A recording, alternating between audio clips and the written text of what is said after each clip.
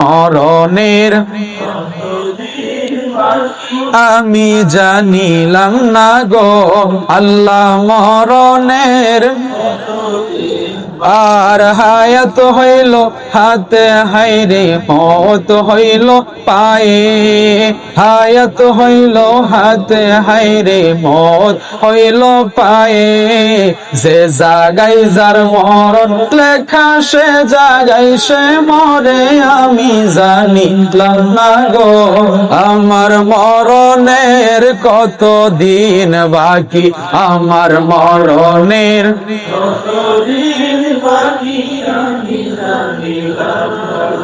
আল্লাহ মরণের কত দিন বাকি আর আজরাইল আসিয়া যেদিন হস্তে দিবা দরি আজরাইল আসিয়া যেদিন হস্তে দিবা দরি সেই দিন আমার মনা ভয় করবাই লুকালুকি আমি জানিলাম না গো আমার মরণের কত দিন বাকি আমার মরণের কত দিন বাকি আমি জানিলাম না গো আল্লাহ মরণের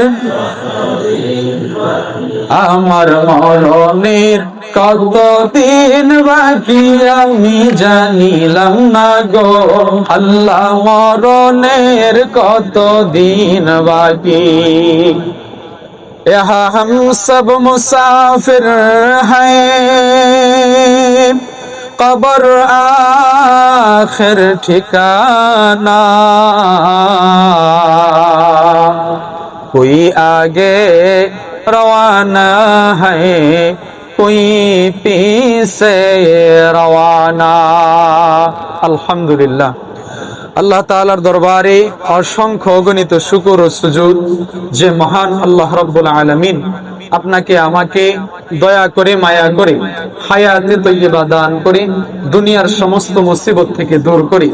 দুনিয়ার এই জান্নাতের বাগান পবিত্র জুমার দিন জুমার মসজিদে আসা এবং বসার মতো দ্বীনি কিছু আলোচনা বলা এবং শোনার মতো সুযোগ করে দিয়েছেন সমাজ এবং সমাজের বাহির থেকে আগত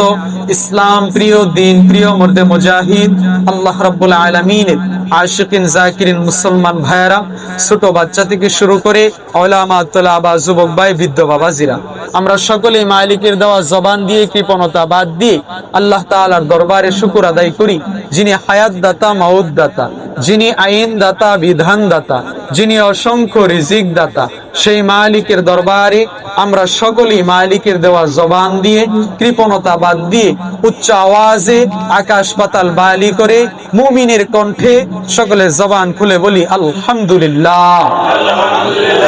প্রত্যেক তিন সুন্নাহ আরেকবার বলি আলহামদুলিল্লাহ আরেকবার বলি আলহামদুলিল্লাহ তোনে কো কাম প্রিয় মাবুদ কর দাই তোনে কো কাম প্রিয় মাবুদ কর দাই